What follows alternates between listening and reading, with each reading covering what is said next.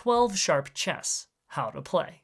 The rules are the same as regular chess except for these changes. For a refresher of those rules, check out this video.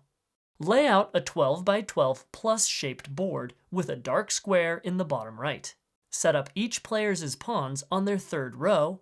On their second row, from left to right, set up knight, bishop, archbishop, archbishop, bishop, knight.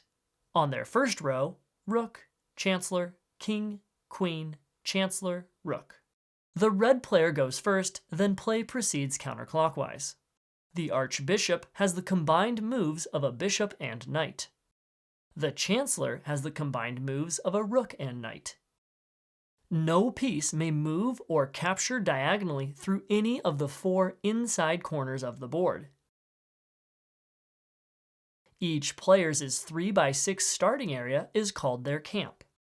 No piece may use a knight move to move from one camp to another camp in a single move.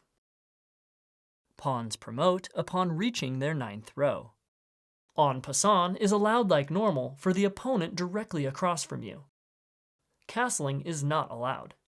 You are checkmated when the player who is about to move is threatening your king. You lose and remove all your pieces from the board. Then the player who mated you continues their turn as normal.